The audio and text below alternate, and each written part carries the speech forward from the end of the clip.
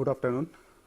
So, we are continuing with the different criteria functions which are used for designing of the linear discriminator.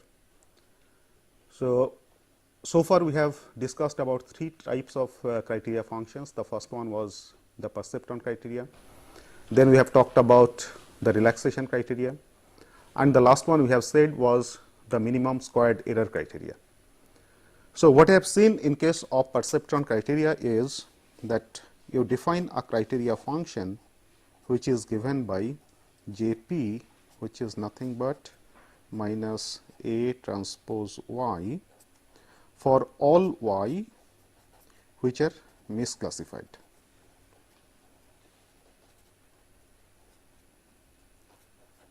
So, this was the perceptron criteria function.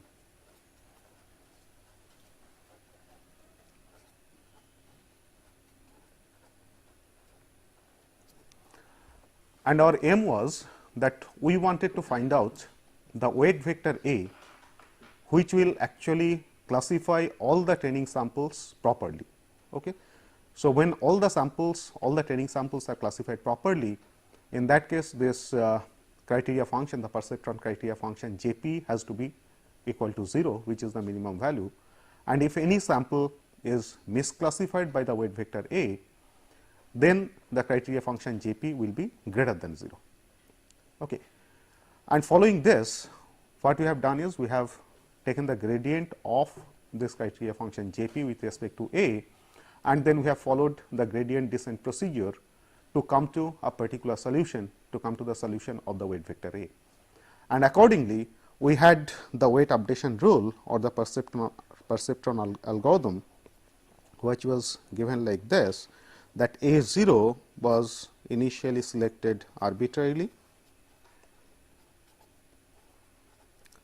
and then in every iteration A k plus 1 was obtained from the previous value A k following the gradient descent procedure, and it was simply A k plus eta times summation of y for all y which are misclassified.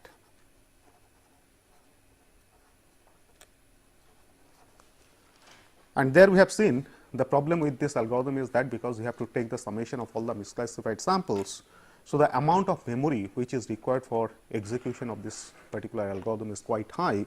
So, we had a sequential version of this algorithm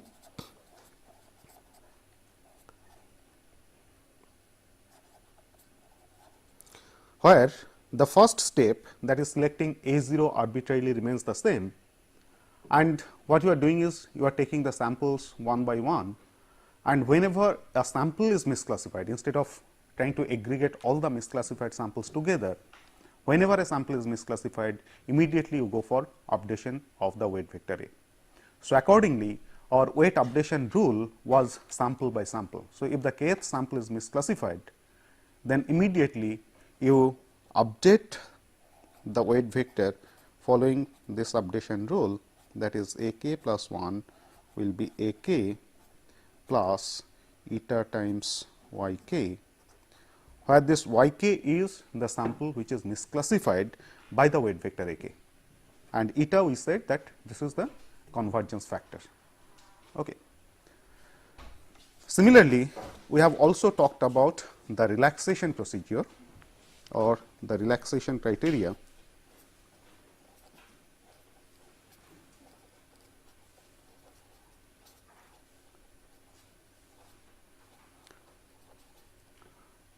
Where the problem faced with the perceptron criteria, that is, we can have a solution vector which is just on the boundary. Okay. So, if you get a solution vector which is just on the boundary, then it is quite likely that if I use that vector for classification of unknown samples, then the probability of misclassification or the probability of error will be quite high. So, what we want is that weight vector should be well within the solution region. Okay.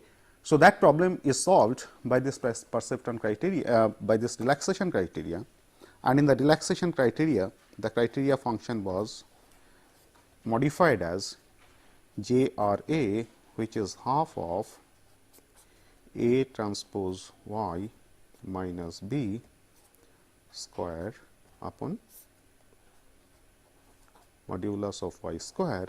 Again here this vector y is misclassified. So, it has to be done for all y misclassified.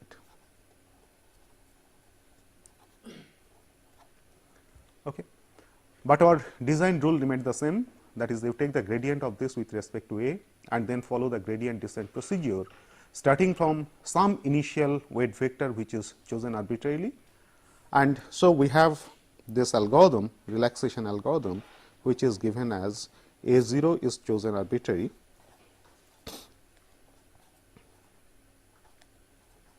and then we have this iterative approach, that is A k plus 1 will be given by A k plus eta times summation of b minus A k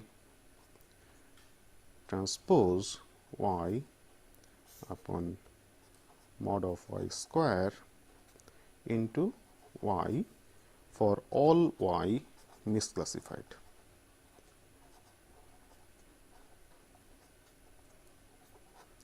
And then we have seen that the corresponding sequential version, where the updation rule is modified as A k plus 1 is equal to A k plus eta times b minus A k transpose y k upon mod of y k square into y k, where y k is the sample which is misclassified by the weight vector A k. Okay. And then we have said that both these criteria functions, whether it is perceptron criteria or the relaxation criteria, these are useful when the samples are linearly separable or the classes are linearly separable, in the sense that given the set of training samples from two classes, say omega 1 and omega 2, I should be able to draw a boundary between these two classes, where this boundary is a linear boundary. So, in case of 2 dimension, it has to be a straight line. In case of 3 dimension, it has to be a plane. For multi dimensions, it has to be hyperplane. So, it is actually a linear boundary between the two classes omega 1 and omega 2. But if the classes are not linearly separable, then neither the perceptron criteria based algorithm nor the relaxation criteria based algorithm, they will give you a unique solution, and the algorithm will never converge. So, in such case, we have this minimum squared error algorithm or MAC criteria function,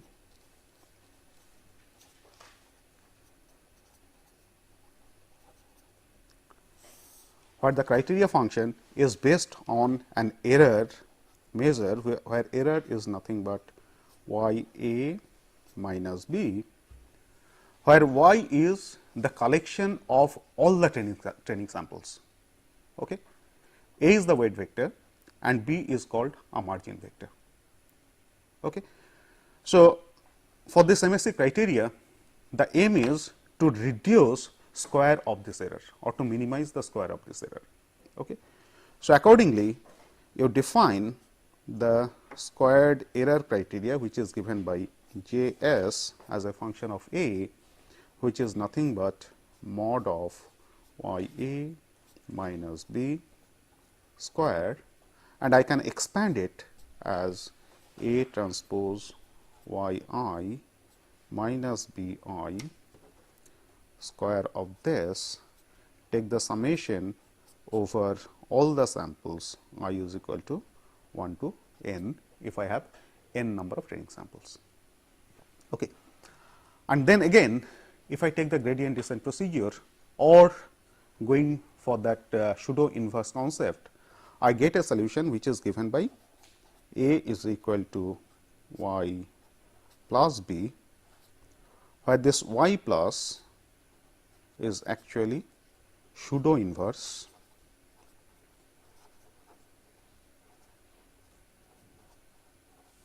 of y. Okay. And then we have said that we can still have an iterative algorithm following the gradient descent procedure, and in which case the iterative algorithm will be similar to the algorithms that we have said earlier, that is perceptron criteria or relaxation criteria. Here again our initial weight vector A0, this will be chosen arbitrarily, and in every iteration step A will be modified as AK plus 1 is equal to AK minus eta times y transpose y AK minus B. Okay. But still you find that here we are considering all the samples together to find out the solution vector. So, again the problem of memory and working with large matrices. So, we can also have in the same manner a sequential version of this iterative algorithm, and in the sequential version of the iterative algorithm, the iteration step will be modified as A k plus 1 is equal to A k plus eta times B k minus A k transpose y k into y k. Okay. So, you find that we can go for a sequential algorithm from this updation state, from this updation step, which actually considers all the samples together. Okay. Now, again this iterative algorithm or the mean square error criteria function based iterative algorithm to find out a solution vector is problematic in the sense that we have said that the perceptron criteria and the relaxation criteria are useful when the classes are linearly separable. If the classes are not linearly separable, in that case we can go for this minimum squared error based criteria function. But if I have a problem where the classes are actually linearly separable, but because we do not know beforehand whether the classes are linearly separable or not, so a safest approach will be that you go for minimum squared error criteria based criteria function based approach to get your solution vector A. But the problem here is, even if the classes are linearly separable, it is not guaranteed that linear this minimum squared error based criteria function based algorithm will give you an weight vector which will linearly separate the two classes, or it is not guaranteed that I will have a linear boundary between the two classes, okay, or the samples from two different classes will be put into two different regions. Okay. So, I can have a situation something like this, that even if I have the samples belonging to two classes which are given like this, suppose this is a set of samples which actually belongs to say class omega 1, and I can have a set of samples over here, let me use different symbol, something like this, where these samples actually belong to class omega 2. Okay. Now, here you find that I can easily, so these are my two features x 1 and x 2. So, I have a two dimensional feature vector. Now, here you find that it is quite easy to find out that I can have a line separating these two classes. Okay. So, because these are linearly separable, so I should get an weight vector which will actually define this line. But when I go for this mean square error based criteria function, I may land up with a boundary something like this. Okay. Because in case of mean square error based criteria function, it tries to minimize the sum of squared distances of the different feature vectors from the line. Okay. So, as a result, the boundary that you get, that may not separate the samples belonging to two different classes. Okay. So, how do we solve this particular problem? So, though this MSE or minimum squared error based criteria function may lead to this kind of problem, however, it can be shown that if the classes are really linearly separable, then it is possible to have some A, weight vector A, and some weight vector B, where y A minus B or y A will be is equal to B, where this B is greater than 0. Okay. We did not have any such constant when we talked about the minimum squared error criteria function. Okay.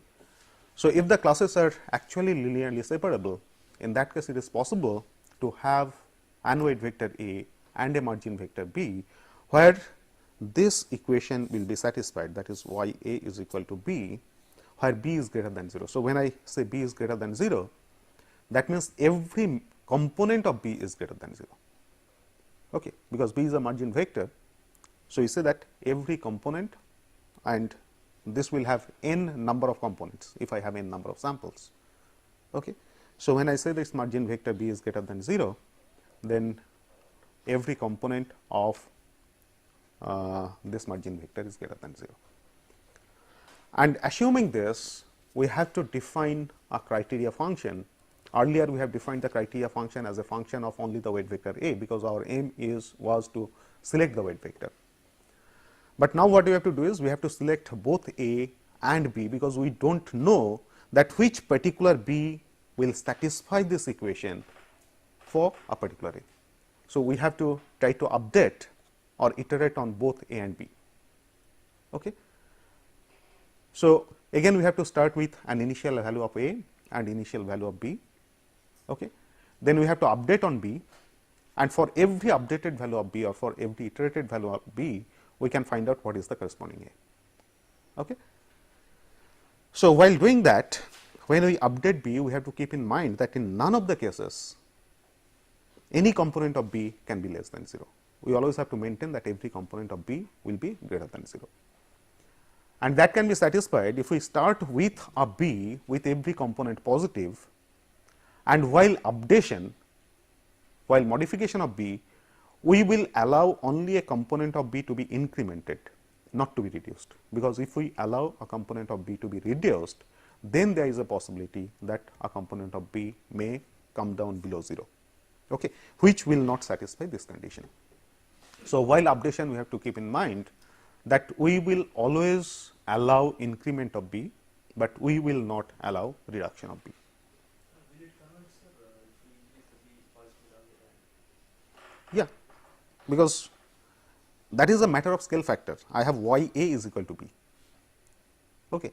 So, what I am saying is I will always increment the value of B, I will not reduce the value of B, because reduction of value of B may lead to a condition that a component of B, say B I, may be less than 0. So, this is what I will not permit. I will always increment the value of B. Okay. And the scale factor that is incorporated, that will be reflected in the corresponding value of A in the weight vector. Is that okay? So, when I do that, I will redefine my criteria function, that is J s. Earlier it was defined as a function of only A. Now, I have to define this as a function of both A and B, where A is the weight vector and B is the margin vector. Okay. However, the definition will remain the same, that J s A B, which is y A minus B square. Okay. Previous one, this B vector, marginal vector was Fixed, that was fixed. In MSE algorithm, our assumption was that the margin vector is fixed, and for a given margin vector, we were trying to find out a value of weight vector. Okay.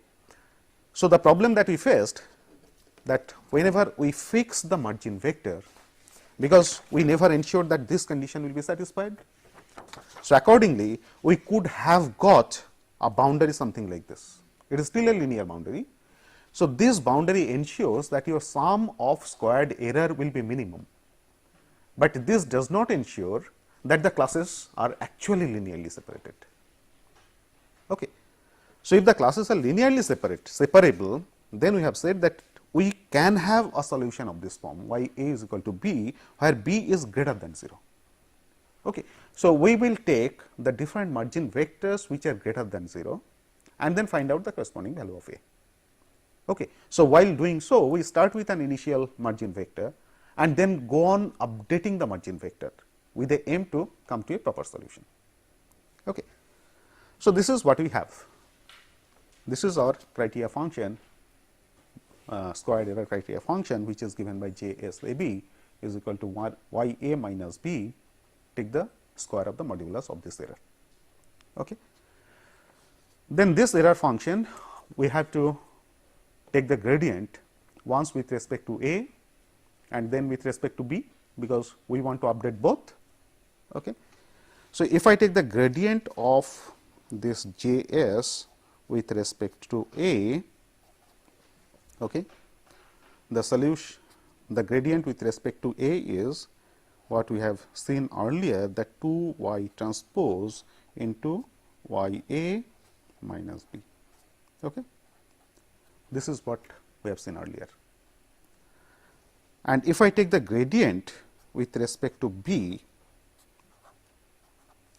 then the gradient with respect to B is minus 2 y A minus B. Okay. Now, once we obtain any value of B, then the corresponding value of A can be obtained as, so for any B, the corresponding weight vector A can be obtained as y pseudo inverse B, or we can go in for the same iteration which we have done when we discussed about the mean square error algorithm. Okay. If we are not sure that this pseudo inverse is non singular, because if the pseudo inverse is singular, we cannot have if y transpose y inverse is singular, then we cannot compute the pseudo inverse. Okay. So, for computation of A, either we can go for this if we are sure that y transpose y inverse is not singular, or we can employ the same iterative algorithm that we have discussed earlier. Okay. So, here our main aim is that we have to find out a proper value of B by following the gradient descent procedure with the help of the gradient of Js with respect to B. Okay. And while doing so, as we said that we have to ensure that none of the components of B can fall below 0, and that is what we said, that we can only allow increment of the components of B. We cannot allow reduction of the components of B. So, if I want to do that, in that case, at every iteration I can have B k plus 1, which is same as the same gradient descent procedure, B k minus eta times, that is rate of convergence, half of gradient of J s with respect to B minus modulus of gradient of J s with respect to B. Okay. So, here you find that because to obtain B k plus 1, we are subtracting from B k this quantity. Okay. So, if gradient of J s with respect to B is positive, then what we are ensuring is that this total quantity will be equal to 0. Okay. Whereas, if gradient of J s with respect to B is negative, okay, so here it is minus, here it is also minus. So, I get a negative quantity which is twice of gradient of J s with respect to B.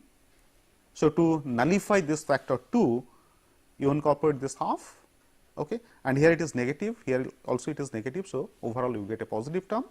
So, effectively what I am doing is to obtain B k plus 1 from B k, to B k I am adding a quantity. Okay. I am not subtracting any quantity from B k to get B k plus 1. So, that ensures that your B k plus 1 can be at most greater than B k. It can never be less than B k. Okay. So, by this step we are ensuring that none of the elements of the margin vector B will be reduced at any step of iteration. And since we are ensuring that it will not be reduced in any steps of iteration, so the possibility of having a component of margin vector B which is less than 0 will not arise. Okay. So, our iteration algorithm on B will be same as before, that we will have a B 0 greater than 0, but otherwise arbitrary.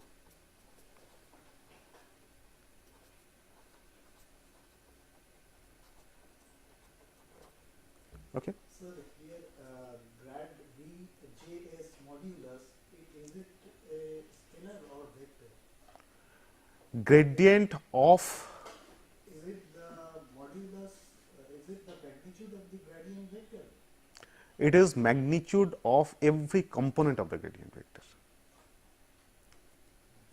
What I am saying is every component, it is not modulus, So it is a vector. it is a vector. It is a vector only with the positive components.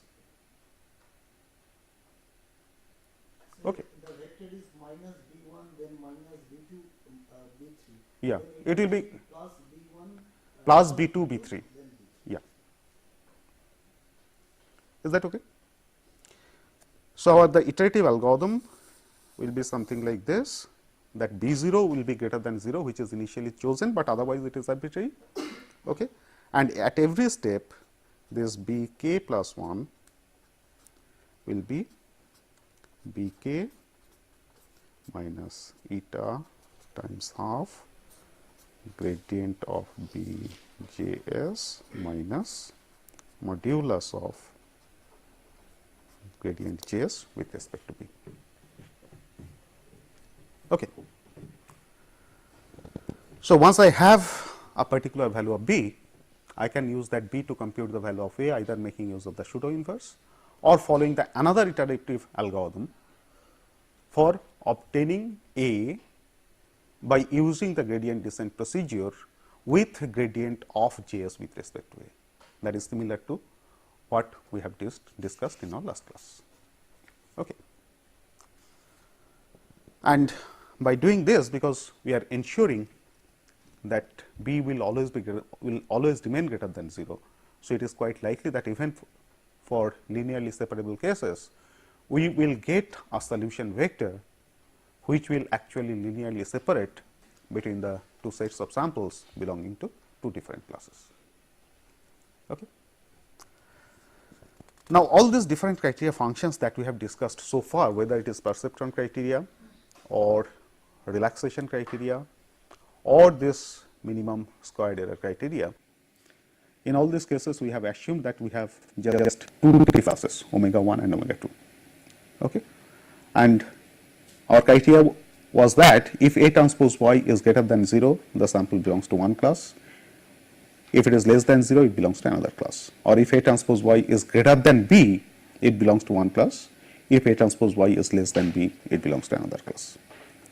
Right?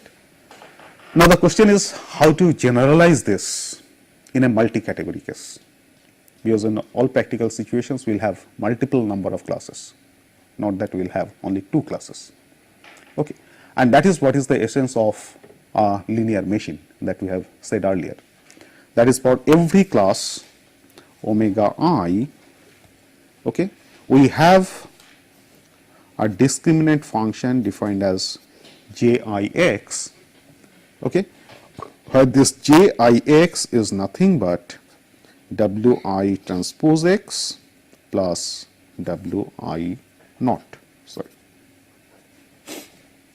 Okay. So, this is the linear equation or the linear discriminant function for every class I, right. So, for given any unknown sample x, I have to compute this discriminant function for all values of I varying from 1 to c, if c is the number of classes. Then for whichever I, Gix is maximum, we have to assign or you have to classify x to that particular class. Okay. So, we have something like this, that we have this G1 G2 like this. If there are C number of classes, we have this discriminant function GC, then given a vector x, the vector x will be fed to the discriminant functions of all the classes. Okay. Then I have a max selector. Okay. All these outputs come to this max selector, and then max selector, depending upon whichever discriminant function gives you the maximum value, this gives you the class identification.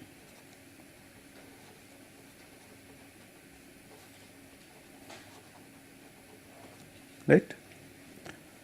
And this is what we have said, it is a linear machine. Okay.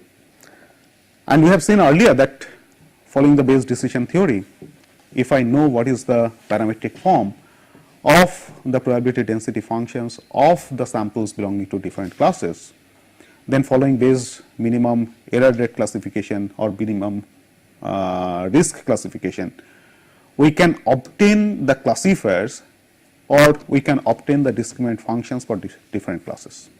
Okay? And there we have discussed about the different situations when this discriminant function can be a linear discriminant function or when this discriminant function will be a quadratic discriminant function. Right?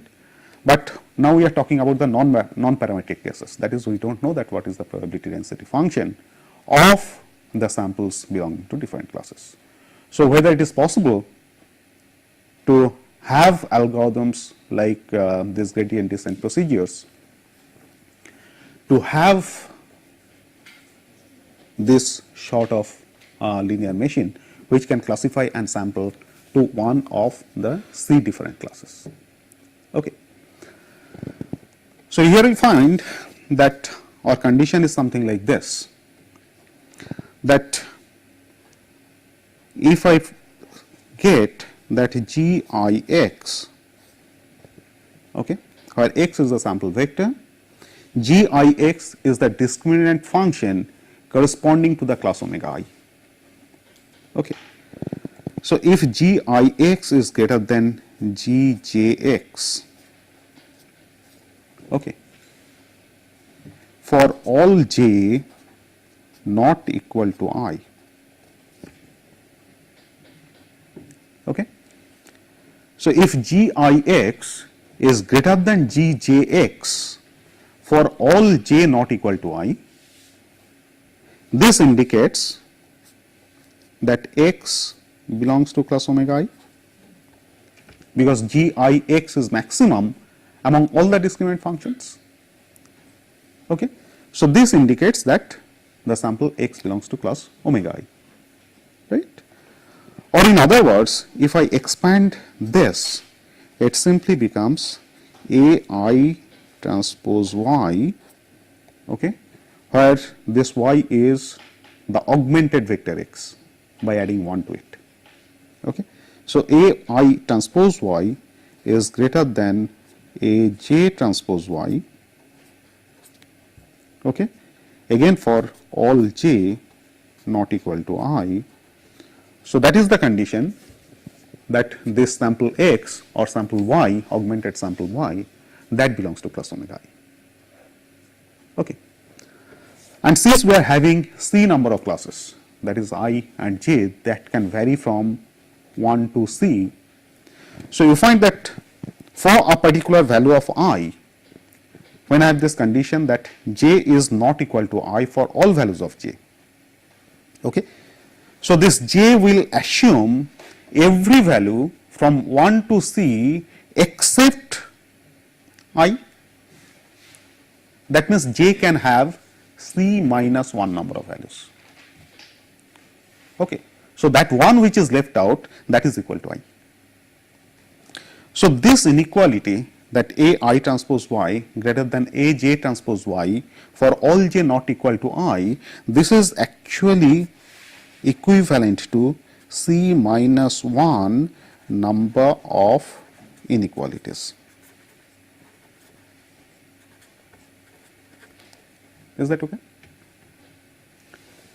So, in all those inequalities, I have to have this particular condition true, that suppose I is equal to 1. Okay. So, A1 transpose Y must be greater than A2 transpose Y, A1 transpose Y must be greater than A3 transpose Y, A1 transpose Y must be greater than A4 transpose Y, and so on up to A transpose Y must be greater than AC transpose Y. Then only I can say that this sample Y or the corresponding sample X, that belongs to class omega 1. Okay. So, this equation actually corresponds to, for all values of j, C minus 1 number of inequalities. Okay. So, whether it is possible to have an unified approach to take care of this C minus 1 number of inequalities simultaneously and give me C number of weight vectors A1, A2, A3, A4 up to AC. Okay. So, over here you find that, let us take a specific case that I is equal to 1. Okay. So, I want that A1 transpose Y must be greater than AJ transpose Y, okay, for Y varying from 2, 3 up to C minus 1. Okay. Later on we will generalize. So, I take a particular value of I which is equal to 1. Okay. So, I find that all these C minus 1 number of inequalities can be put in an unified approach if I take a C into D hat dimensional weight vector.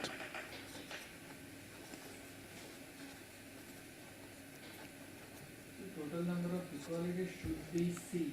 C minus 1. C minus 1. Sorry, C minus 1. Yeah. But here it is 2 to C minus 1. That means total number of equalities. Sorry. 2 to C, right.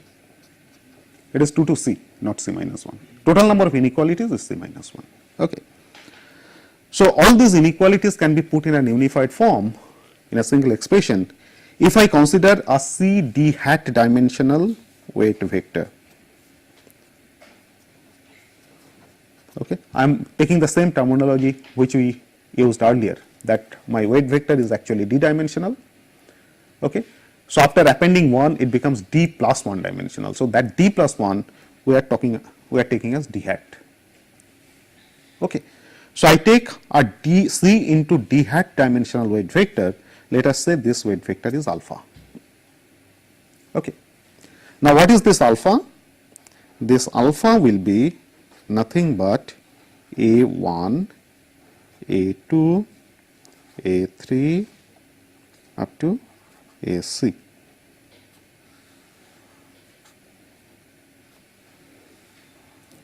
This is my weight vector alpha. Each of these weight vectors A1, A2, A3 up to AC, each of them are actually D hat dimensional. Okay. I have C number of such weight vectors. So, that overall dimension of this vector alpha is C into D hat. Sir, is it Y equal to 2, 3C or J? J. Thank you. J equal to 2 to C. Okay. So, this overall vector that becomes C into D hat dimensional. Okay. So, you can think that this particular weight vector, if I have this condition that A1 transpose Y greater than AJ transpose Y for all values of J varying from 2 to C. Okay. So, I can equivalently say that effectively this C into D hat dimensional weight vector alpha will properly classify all the C minus 1 number of feature vectors, or the feature vectors will be of the form, say, let me put it as eta 1 2, which is nothing but y minus y 0 0 0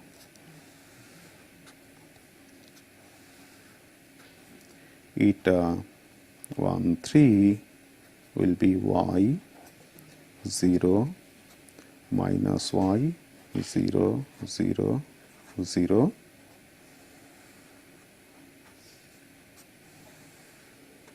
it will continue like this. Eta 1 c will be is equal to y 0 0 0 minus y.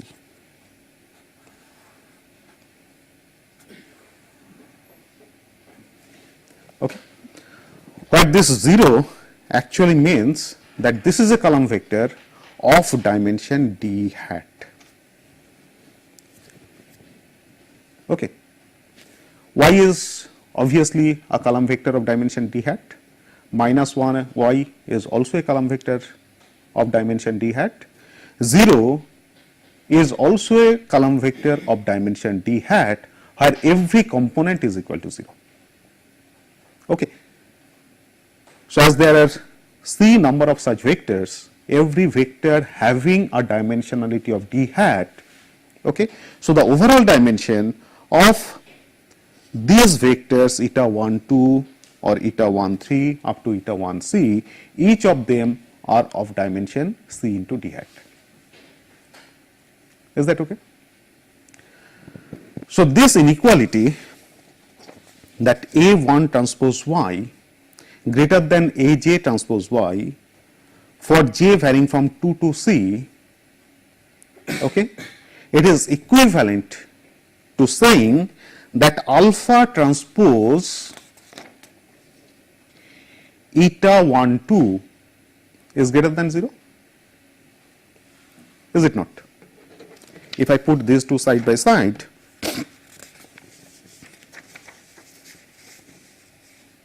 okay.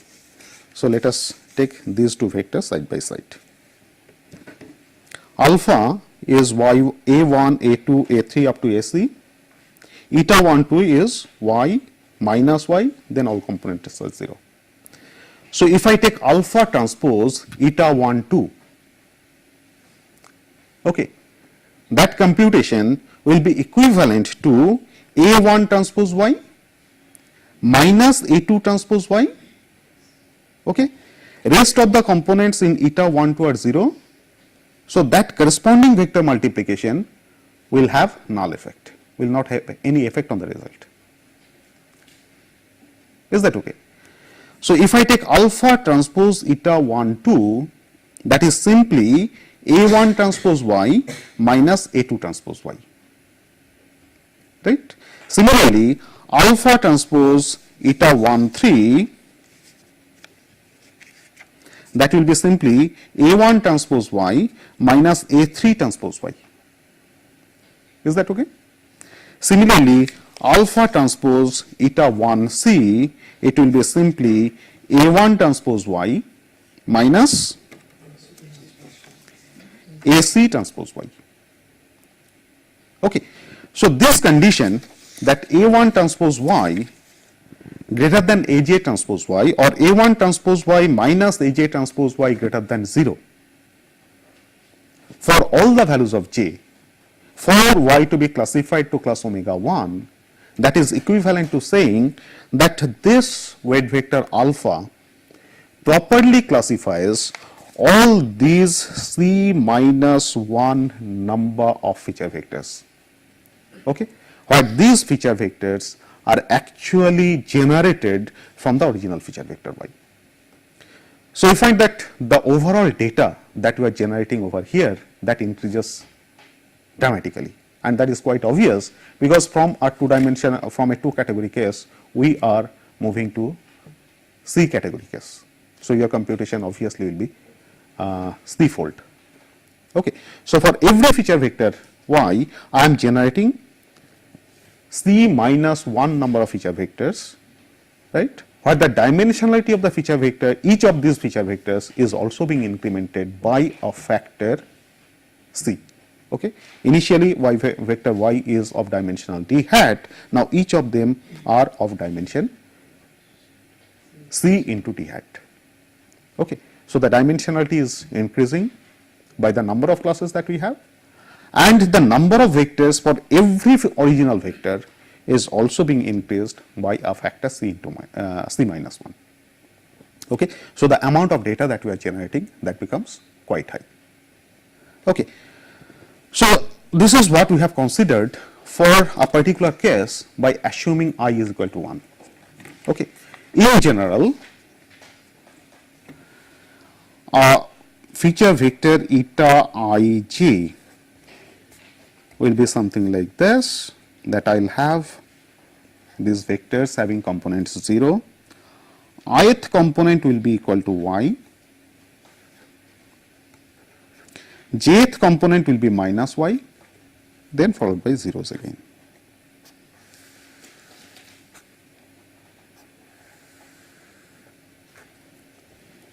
Okay, where this is my ith component and this is my jth component. Is that okay? And this alpha transpose eta ij greater than 0, that is equivalent to, if you follow from here, it will simply be ai transpose y minus aj transpose y, that will be greater than 0. Okay. So, if this condition is satisfied for all values of j not is equal to I, then we say that the sample y actually belongs to class omega I, it does not belong to class omega j. Okay. So, when I have this sort of formulation, that alpha transpose eta ij, okay, for every such inequality, I actually have the weight vectors corresponding to discriminant functions of two different classes omega I and omega j involved in it. Okay. And for proper classification of any sample y, I must have that it alpha transpose eta ij must be greater than 0. That means a I transpose y minus a j transpose y must be greater than 0. Okay. So, if I find that this condition is not satisfied for any value of y, for any sample y, then I have to modify actually two weight vectors. Not only ai, I also have to modify aj. Okay. Because both of them are responsible. In earlier case, because it was a 2-class problem, so I had a single weight vector. So, I have to decide whether to modify that weight vector. If it is to be modified, in which way it has to be modified. Okay. Now, I have two weight vectors involved, one for the discriminant function of class omega I and the other one for the discriminant function of class omega j. So, anytime any sample is misclassified by alpha, I have to modify both these weight vectors ai and aj, okay, involved in that particular eta ij. So, the weight updation or weight vector updation rule in this case can be simply like this. Initially, I assume that ai 0 is arbitrary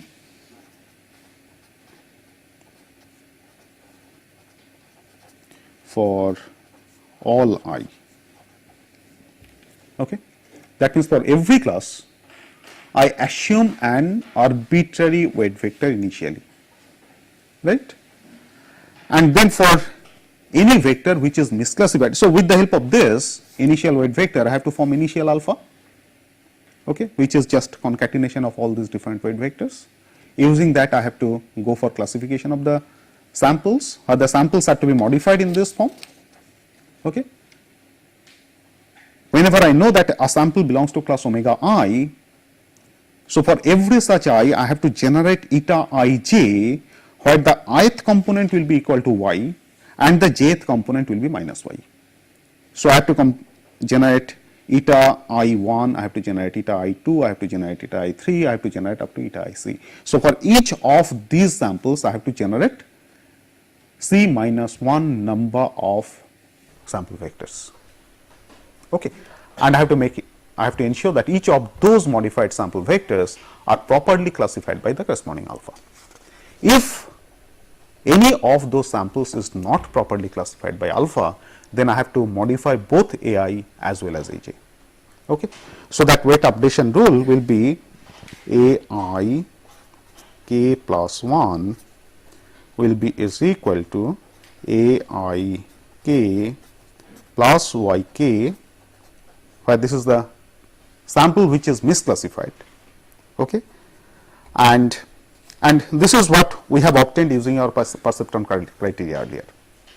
Okay. This expression is same. So, we are incrementing AI in a particular direction, AJ has to be incremented in a negative direction, because we want to penalize AJ, okay, whereas we want to reward AI. Okay. And JK plus 1, for this the weight updation rule will be, this will be simply AJK minus YK. Okay.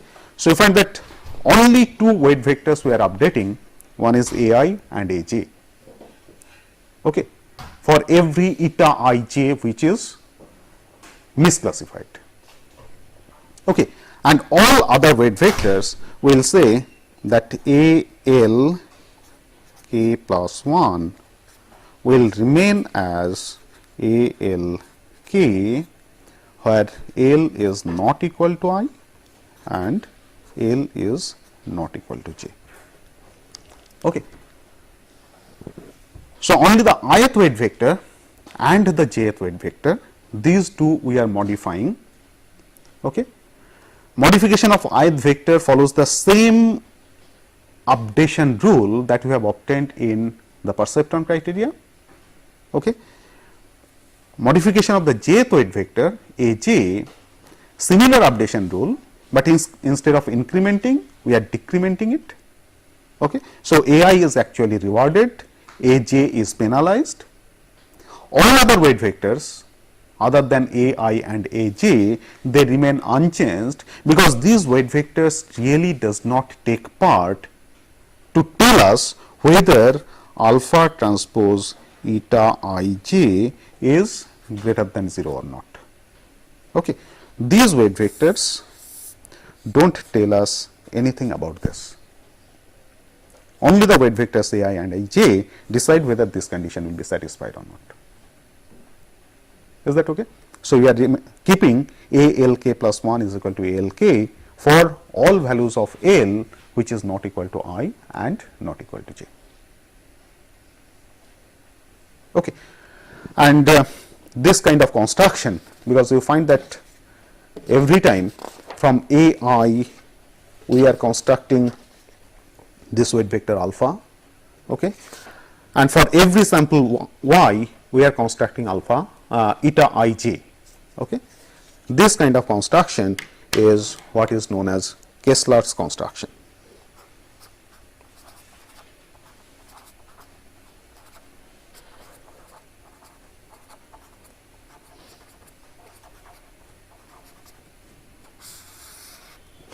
So, every iteration we are penalizing this J Yeah. and we are crediting this Yeah. I. One is sufficient, sir. We can credit one thing and Yeah, one is sufficient, but there is nothing wrong if you do both of them together. Okay, because our aim is that we want to have AI transpose y minus AJ transpose y greater than 0. So, you increment one, reduce the other one, so that this condition is reached quite fast. Is that okay? If you do not do this, maybe the number of iterations that will be taken will be more, nothing else.